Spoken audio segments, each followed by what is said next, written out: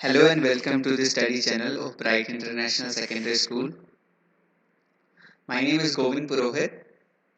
I am working as a faculty of English, Grammar and Social Science in the school. तो हम लोग pronoun ही कर रहे थे। इसके कुछ टाइप्स हमने पढ़े थे और कुछ करने वाले हैं। ये कुछ टाइप्स हैं जो हमने डिस्कस किए थे। तो इसमें देखते हैं सबसे पहले हमने पर्सनल प्रोनाउन कर लिया है, इसे स्ट्राइक थ्रू कर देते हैं हम लोग। इम्पर्सनल कर लिया है हमने, इसे स्ट्राइक थ्रू कर देते हैं।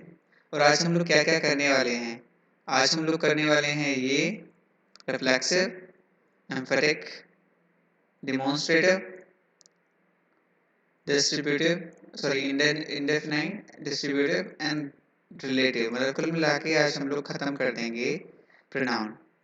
थोड़ा सा ज़्यादा डिटेल में नहीं लेंगे, हर एक चीज़ को समझा के चलेंगे, पर आपको सारे के सारे पार्ट समझ में आ जाएंगे। तो हम लोग स्टार्ट करते हैं। अब रिफ्लेक्सिव प्रोनाउन, तो नाम से ही बहुत कुछ इसमें साफ हो रहा है कि यहाँ पे रिफ्लेक्शन होगा। रिफ्लेक्शन इन सेंस कि मान लीजिए कि कोई, जैसे आप अगर देखते हैं तो पानी में आपका रिफ्लेक्शन बनता है, कुल मिला के आपकी जैसी शक्ल बनती है।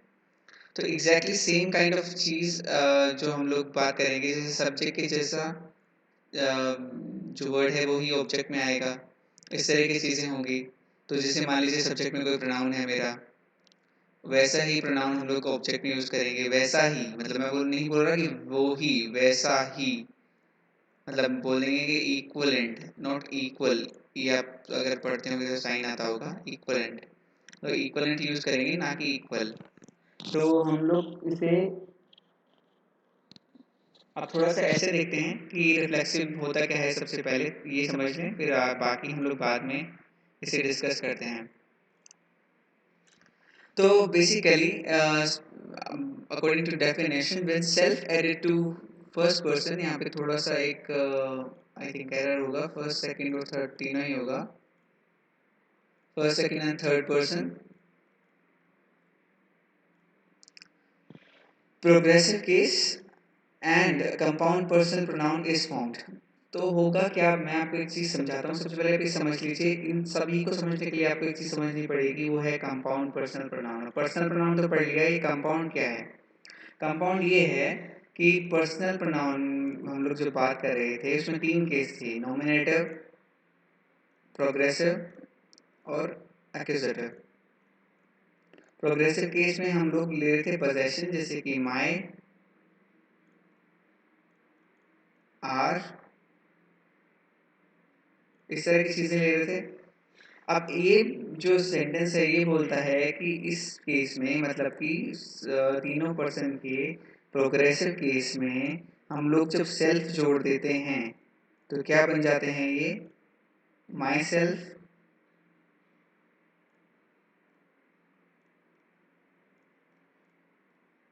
ठीक है। इसमें क्या बन जाएगा ये? आर सेल्फ,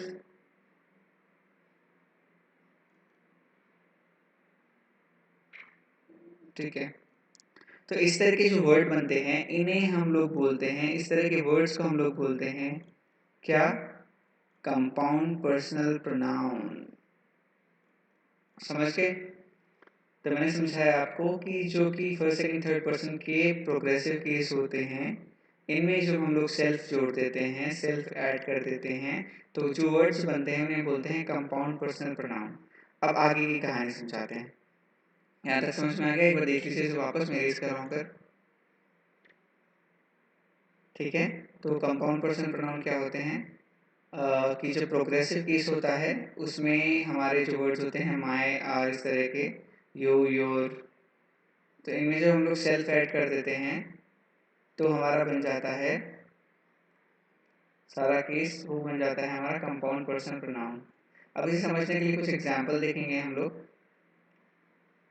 तो जैसे पहला है आई हर्ट माई सेल्फ, तो इसमें क्या हुआ कि मैंने अपने आप को हर्ट किया। तो ये जो यहाँ पे जो प्रोनाउन है वो क्या है? आई।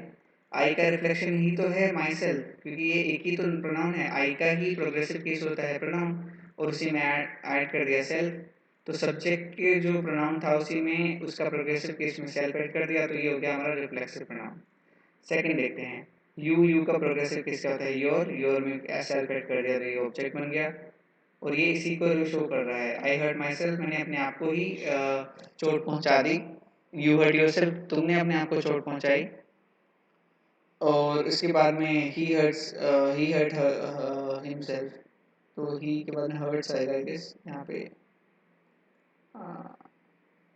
और इसमें हम लोग बात करते तो ये समझिए कुल मिला के सब्जेक्ट का जो प्रोनाउन होगा उसका रिफ्लेक्शन ऑब्जेक्ट में मिलेगा कैसे, एज कंपाउंड पर्सनल प्रोनाउन। इसे हम लोग बोलते हैं रिफ्लेक्सिव प्रोनाउन।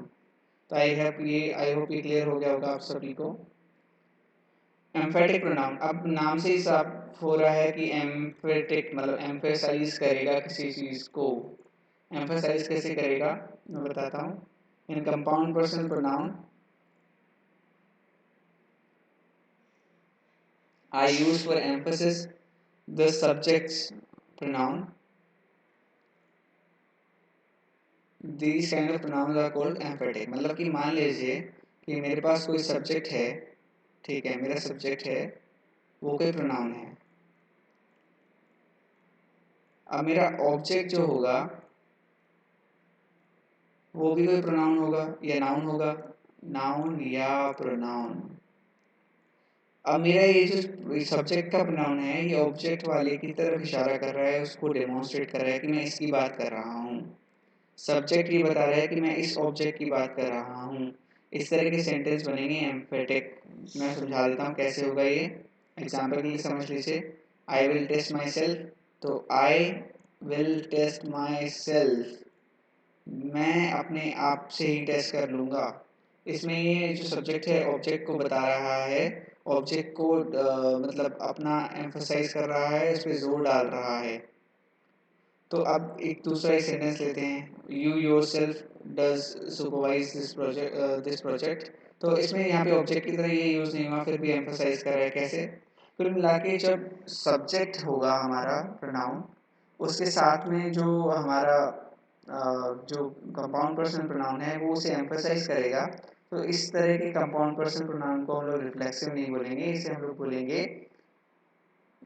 ये एम्फेटिक प्रोनाउन। अब फर्क क्या है इसमें और एम्फेटिक प्रोनाउन में, एक और एग्जांपल देख लीजिए, they themselves admitted their guilt. फर्क ये है कि अगर मैं यहाँ से मैं इसको हटा दूँ तो सेंटेंस की हेल्थ पे कोई फर्क नहीं पड़ेगा। आई विल टेस्ट इट सही सेंटेंस है, बिल्कुल कंप्लीट सेंटेंस है। योरसेल्फ हटा दूँ तो यू सुपरवाइज दिस प्रोजेक्ट एकदम सही है। और अगर मैं यहाँ से देमसेल्फ हटा दूँ तो दे एडमिटेड देयर गिल्ट एकदम सही है। तो इसका मतलब ये कोई सिग्निफिकेंस नहीं है, इसका एम्फेटिक प्रोनाउन का कोई सिग्निफिकेंस नहीं है। मतलब इसे हटा दें तो सेंटेंस का मतलब चेंज नहीं होगा, पर मतलब में एक प्रॉब्लम आएगी। जैसे यहाँ पे एम्फेसाइज कर रहा है ना कि मैं खुद ही कर लूँगा, वो एम्फेसिस जो है वो ख़त्म हो जाएगा।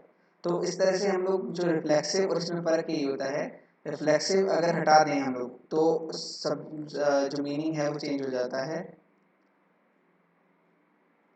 पर हम लोग एम्फेटिक में ऐसा नहीं होता है। सब्जेक्ट हटाएंगे मीनिंग पे कोई फर्क नहीं पड़ेगा, इवन कोई फर्क पड़ेगा ही नहीं।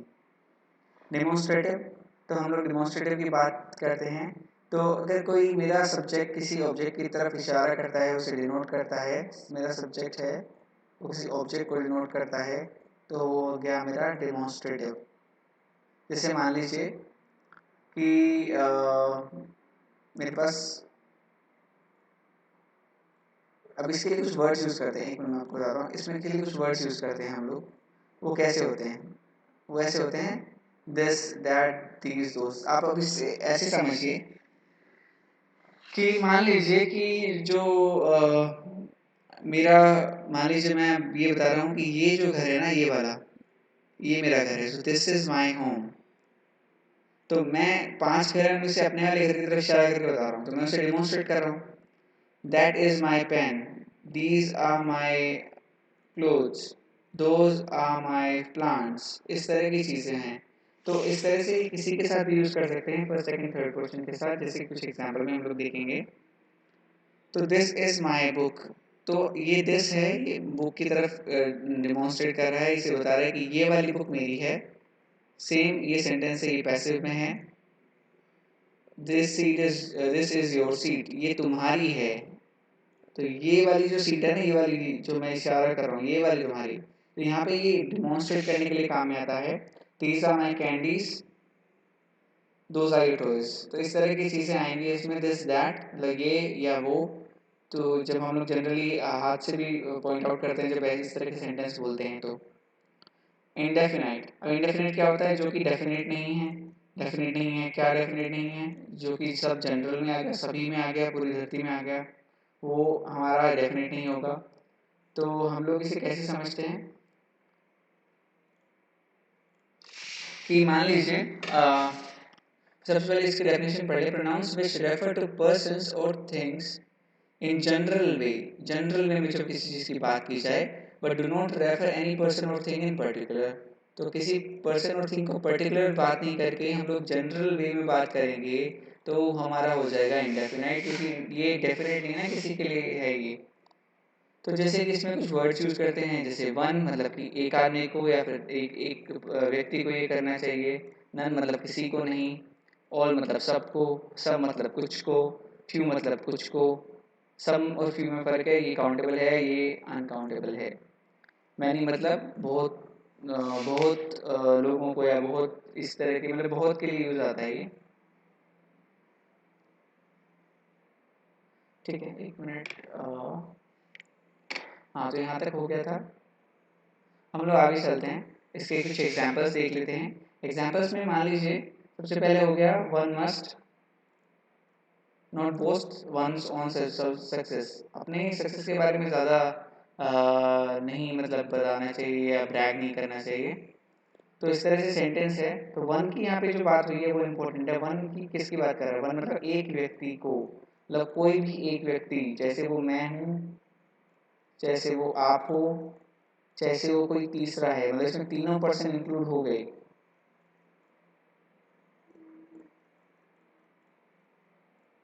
तो ये हो गया वन। दूसरा है नन, इसमें भी तीनों पर्सन इंक्लूड हो गए। None of his poems are well known, मतलब उसकी कोई भी पोएम वेल नोन नहीं थी, कोई भी पोएम उसकी वेल नोन नहीं थी। ऑल वर ड्राउन्ड, मतलब सब डूब गया।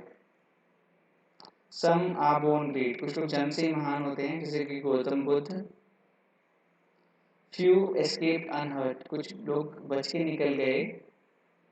Many of them were Gorkhas, तो इसमें क्या है कि हम लोग कुछ मतलब इन जनरल बात कर रहे हैं, मतलब किसी एक को, किसी एक पर्सन को, किसी एक को टारगेट नहीं कर रहे हैं, हम लोग इन जनरल बात कर रहे हैं।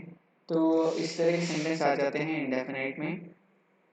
डिस्ट्रीब्यूटिव, डिस्ट्रीब्यूटिव में बात करते हैं तो आप नाम से समझ रहे हैं जो डिस्ट्रीब्यूट करता है। डिस्ट्रीब्यूट इन सेंस कि इसकी डेफिनेशन से देख लेते हैं, जो हर एक चीज़ के लिए, हर एक, अब तक हम लोग बात कर रहे थे, जैसे लास्ट जो पढ़ा, इसमें हम लोग किसी किसी की बात, हम लोग किसी की पर्टिकुलर बात नहीं कर रहे हैं, हम लोग सभी की बात कर रहे हैं। अब हम लोग किसी एक इंडिविजुअल की बात कर रहे हैं, मतलब कि हर एक स्टूडेंट को, each student, each member of society, हर एक, मतलब हर एक के लिए बात कर रहे हैं। वो तो वो भी जनरली रही है, लेकिन हर एक को हम लोग इसमें इंक्लूड कर रहे हैं। ईदर या तो इसको या उसको, नीदर ना तो इसको ना उसको, इस तरह की चीज़ें हम लोग यूज़ करते हैं। जनरली ईच, ईदर, नीदर ही यूज़ होता है डिस्ट्रीब्यूटिव प्रोनाउंस के फॉर्म में। ये हमेशा सिंगुलर होते हैं, क्योंकि हम लोग हर एक की बात कर रहे हैं ना, तो एक तो क्या होगा, सिंगुलर ही होगा, तो सिंगुलर होते हैं ये हमेशा। For example, each of boys gets a pizza, ठीक है, हर एक लड़के को एक पिज़्ज़ा मिलेगा। अब यहाँ पे देखा होगा आपने गेट्स यूज़ किया है, क्यों? क्योंकि हम लोग हर एक की सिंगुलर की बात कर रहे हैं। हर एक, सॉरी पिज़्ज़ा मैंने गलत पढ़ लिया, वेरी सॉरी, वेरी सॉरी। ये दिस इज अ प्राइज। तो each of students gets a prize, तो हर एक स्टूडेंट को एक प्राइज मिलेगा। तो सिंपल सी बात हो गई यहाँ पे कि हर एक को मिलेगा, मतलब जितने भी स्टूडेंट्स हैं सभी को मिलेगा। एक एक की बात होगी, one one, each. Each took it in turn, तो हर एक ने बारी बारी से ये चीज़ ली या ये चीज़ की। Either of roads leads to the railway station, इनमें से कोई तो रोड है जो कि रेलवे स्टेशन की तरफ जाती है। अब मुझे नहीं पता, पर इनमें से तो कोई है। Either of you can go, आप में से कोई एक जा सकता है। मान लीजिए हो जाता है ना दो लोगों में, जब कोई थोड़ा सा मतलब नाराज हो जाते हैं, तो दोनों में से कोई एक चला जाता है, इस तरह से। neither of you neither of the accusations is true, like दोनों इल्जाम में से, दोनों जो आपने ब्लेम किए थे, उनमें से कोई भी सही नहीं है। इस तरह के एग्जाम्पल्स इसमें हम लोग यूज़ कर सकते हैं। रिलेटिव प्रोनाउन, रिलेटिव प्रोनाउन में बात करें तो रिलेटिव इंट्रोड्यूस करता है रिलेटिव क्लोज को। अब ये रिलेटिव क्लोज क्या चीज़ आ गई, ये क्या रामायण है, ये मैं समझाता हूँ आपको। अब हमारा क्या होता है, एक मेन क्लोज होता है, एक उसका रिलेटिव क्लोज होता है। जैसे मान लो Ram is a boy, he topped my school. अब यहाँ पे मैंने दो बोले कि Ram is a boy, he topped my school, तो इस तरह के सेंटेंसेस को हम लोग जोड़ने के लिए कुछ लगाते हैं, उससे हम लोग बोलते हैं रिलेटिव प्रोनाउन। जैसे कि एग्जांपल देखिए, सबसे पहले डेफिनेशन देख लीजिए। तो डेफिनेशन की बात करें, most common relative pronoun are, अच्छा ये डेफिनेशन होगी, ये है हु यूज करते हैं यहाँ पे इस जगह, या तो whom यूज करते हैं, या which यूज करते हैं, या whose यूज करते हैं, या that यूज करते हैं। अब रिलेटिव प्रोनाउन जो है that we are depend on what referring types of relative clause, तो मतलब कुल मिला के रिलेटिव क्लोज पे डिपेंड करता है कि किस तरह का लगाना है। एग्जांपल देख लीजिए, ये मेन क्लोज हो गया, ये दूसरा क्लोज हो गया, रिलेटिव क्लोज हो गया, तो ये क्लोज हो गया, ये रिलेटिव क्लोज हो गया, और इनको जोड़ने के लिए ये हो गया रिलेटिव प्रोनाउन आर पी। तो I meet Harry who had just return, तो मतलब मैं रवि हरी से मिला जो अभी अभी लौटा है, जो के लिए हमने यूज किया इसे। तो ये एक तरह का कंजक्शन हो गया, दो सेंटेंस को जोड़ दिया। और यहाँ पे इसका क्या होता है, इसका एक एग्रीमेंट होता है सब्जेक्ट के साथ, तो इसीलिए हम लोग इसे कंजक्शन में नहीं पढ़ते। I found pen which the pen which I lost, तो विच मतलब और आई लॉस्ट ये दूसरा क्लोज है, रिपोर्टेड क्लोज है, ये सॉरी रिलेटेड क्लोज है, और ये मेन क्लोज है। तो एक मिनट, तो ये मेन क्लोज है और ये रिलेटेड क्लोज है, विच हमने यूज कर लिया relative pronoun. Here is a book that you lent me, तो ये हमारा दैट आ गया रिलेटिव प्रोनाउन, ये हो गया क्लोज और ये हो गया रिपोर्ट रिलेटिव क्लोज। तो आज की क्लास हम लोग यहीं खत्म करते हैं। रेफरेंसेस आप लोग चेक कर सकते हैं, किसी भी तरह की क्वेरी अगर आपको आती है तो आप कमेंट कर सकते हैं। Thank you.